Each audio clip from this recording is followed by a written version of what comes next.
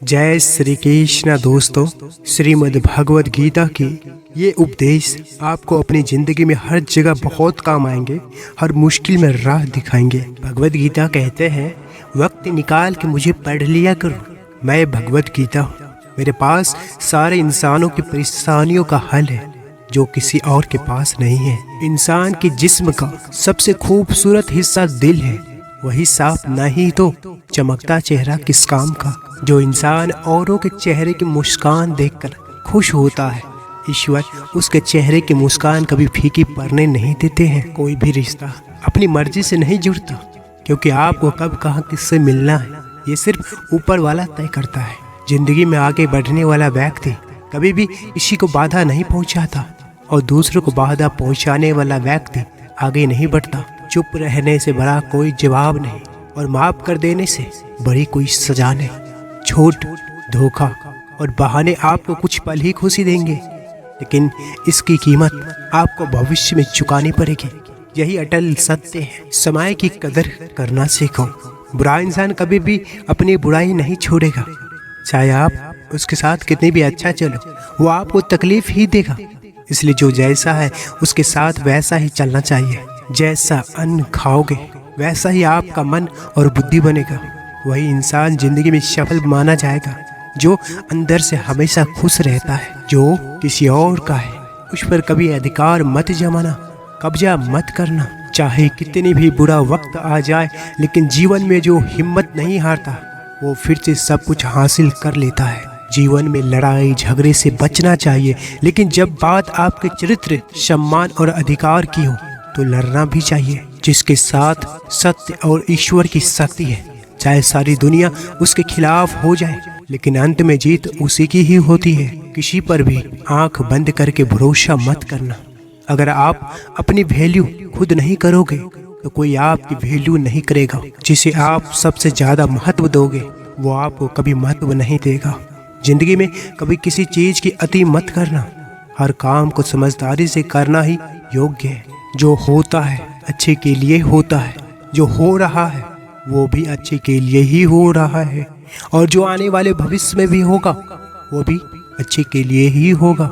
जो दुख में आपका साथ दे वही आपका अपना है, बाकी सब पराए हैं। चाहे किसी की मदद कर सको या ना कर सको, पर जानबूझकर कभी किसी का दिल नहीं दुखाना चाहिए। जिस इंसान को बात बात पर क्रोध आता है, सुख और शांति उसके जीवन में कभी नहीं आते।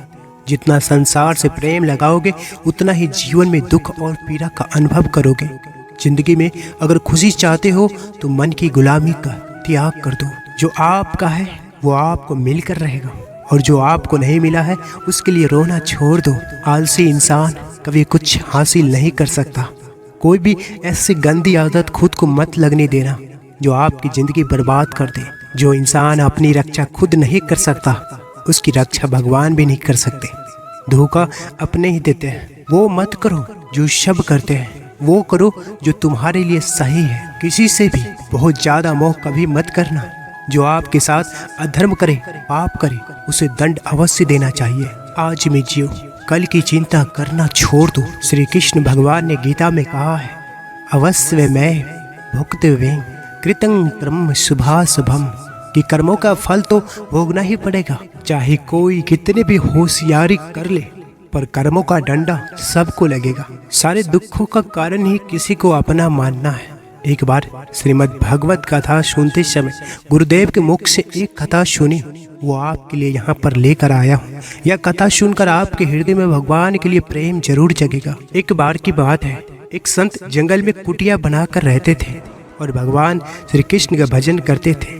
संत को यकीन था कि एक ना एक दिन मेरे भगवान श्री कृष्ण मुझे साक्षात दर्शन जरूर देंगे। उसी जंगल में एक शिकारी आया। उस शिकारी ने संत की कुटिया देखी। वह कुटिया में गया और उसने संत को प्रणाम किया और पूछा कि आप कौन हैं और आप यहाँ क्या कर रहे हैं। संत ने सोचा, यदि मैं इसे कहूँगा कि भगवान श्री कृष्ण के इंतजार में बैठा हूँ, उनका दर्शन मुझे किसी प्रकार से हो जाए तो यह शायद ये बात समझ में नहीं आएगी। संत ने दूसरा उपाय सोचा। संत ने किरात शिकारी से पूछा, भैया पहले आप बताओ कि आप कौन हो और यहाँ किस लिए आते हो। उस किरात ने कहा कि मैं एक शिकारी हूँ और यहाँ शिकार के लिए आया हूँ। संत ने तुरंत ही उसी की भाषा में कहा, मैं भी एक शिकारी हूँ और अपने शिकार के लिए यहाँ आया हूँ। शिकारी ने पूछा, अच्छा संत जी, आप ये बताइए, आपका शिकार दिखता कैसे है? आपके शिकार का नाम क्या है? हो सकता है कि मैं आपकी मदद कर दूं। संत ने सोचा, इसे कैसे बताऊं? फिर भी संत कहते हैं, मेरे शिकार का नाम है, वो दिखने में बहुत सुंदर है, सावरा सलोना है, उसके सिर पर मोर मुटुक है, हाथों में बंसी है। ऐसे कहकर संत जी रोने लगे। किरात बोला, बाबा रोते क्यों हो? मैं आपके शिकार को जब तक ना पकड़ लूं तब तक पानी भी नहीं पीऊंगा और आपके पास नहीं आऊंगा। अब वह शिकारी घने जंगल के अंदर गया और जाल बिछाकर एक पेड़ पर बैठ गया। यहाँ पर इंतजार करने लगा। भूखा प्यासा बैठा हुआ है। एक दिन बीता, दूसरा दिन बीता, तीसरा दिन। भूखे प्यासे किरात को नींद भी आने लगी। बाके बिहारी श्री कृष्ण को उन पर दया आ गई। भगवान उसके भाव पर रिझ गए। भगवान मंद मंद स्वर से बांसुरी बजाते आए और उस जाल में खुद फंस गए। जैसे ही किरात को फंसी हुई शिकार का अनुभव हुआ, वह तुरंत नींद से उठा और उसे सावरे भगवान को देखा। जैसा संत ने बताया था उसका अनुरूप हूबहू वैसा ही था। वह अब जोर जोर से चिल्लाने लगा, मिल गया, मिल गया, शिकार मिल गया। शिकारी ने उसी शिकार को जाल समेत कंधे पर बिठा लिया और शिकारी कहता हुआ जा रहा है, आज 3 दिन के बाद मिले हो, खूब भूखा प्यासा रखा, अब तुम्हें मैं छोड़ने वाला नहीं हूँ। शिकारी धीरे धीरे कुटिया की ओर बढ़ रहा था। जैसे ही संत की कुटिया आए तो शिकारी ने आवाज लगाई, बाबा, ओ बाबा। संत ने तुरंत दरवाजा खोला और संत उस किरात के कंधे पर भगवान श्री कृष्ण को जाल में फंसा देख रहे हैं। भगवान श्री कृष्ण जाल में फंसे हुए मंद मंद मुस्कुरा रहे हैं। किरात ने कहा, आपका शिकार लाया, मुश्किल से मिले। संत के आज होश उड़ गए। संत किरात के चरणों में गिर पड़े। संत आज फूट फूट कर रोने लगे। संत कहते हैं, मैंने आज तक आपको पाने के लिए अनेक प्रयास किए प्रभु, लेकिन आज आप मुझे इस किरात के कारण मिले हो। फिर भगवान श्री कृष्ण बोले, इस शिकारी का प्रेम तुमसे ज्यादा है, इसका भाव तुम्हारे भाव से ज्यादा है, इसका विश्वास तुम्हारे विश्वास से ज्यादा है। इसलिए आज जब 3 दिन बीत गए तो मैं आए बिना नहीं रह पाया। मैं तो अपने भक्तों के अधीन हूँ और आपकी भक्ति भी कम नहीं है संत जी। आपके दर्शनों के फल से मैं इसे 3 ही दिन में प्राप्त हो गया।